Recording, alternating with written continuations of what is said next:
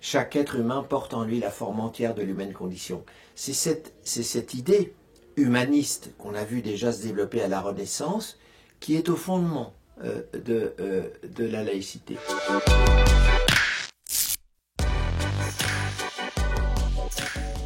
Dans un pays laïque, il y a de la place pour tout le monde. Et ça semble une évidence, mais l'histoire nous montre que ça n'a pas été une évidence.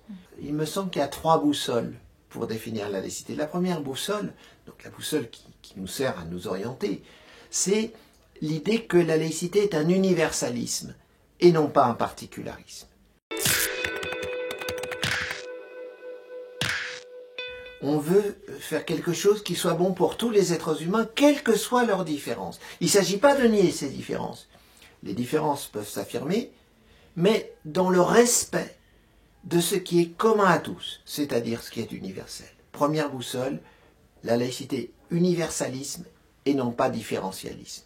Deuxième boussole, la laïcité est un principe d'émancipation, c'est-à-dire de sortie de toute dépendance. Sortir du mancipium à Rome, ce que le père de famille tenait sous sa main, manus capere, manus capio, mancipium, lex mancipatio, c'était la sortie du domaine que le père de famille tenait sous sa main. D'où ce très beau mot d'émancipation, sortie de la dépendance. Les femmes, par exemple, grâce à la loi laïque qui reconnaît l'égalité des sexes, s'affranchissent du patriarcat qui malheureusement a été sacralisé par les 3 monothéismes, par le judaïsme, par le christianisme et par l'islam.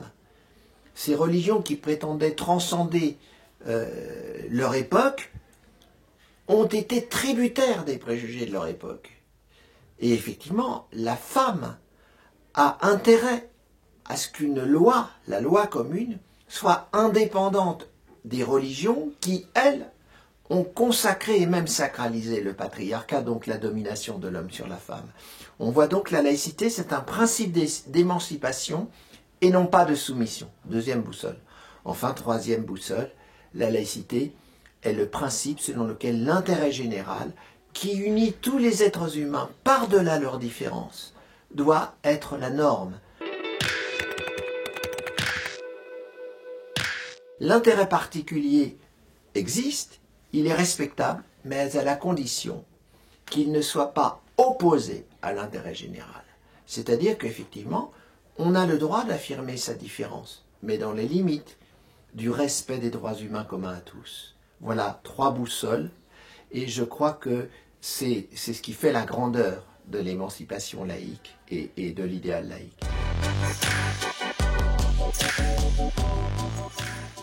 Là où des religieux militent pour leur foi particulière, l'immense mérite des tenants de la laïcité, c'est qu'ils ne militent pas pour une conviction particulière.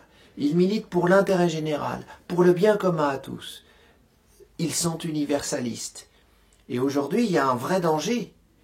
On voit monter des communautaristes, des communautarismes qui sont différentialistes, c'est-à-dire qui veulent cultiver une différence, au lieu de s'intégrer à un État laïque. Alors, bien sûr que chacun a le droit de cultiver sa différence, mais à la condition qu'il ne s'aliène pas à sa différence et qu'il soit capable de voir aussi au-delà de sa différence, au-delà de sa particularité, l'humanité commune à tous les hommes. Hein, ce que disait Montaigne dans les Essais, c'est que chaque homme porte en lui la forme entière de l'humaine condition. Évidemment, il faudrait dire chaque être humain, homme et femme. Chaque être humain porte en lui la forme entière de l'humaine condition. C'est cette idée humaniste qu'on a vu déjà se développer à la Renaissance qui est au fondement de la laïcité.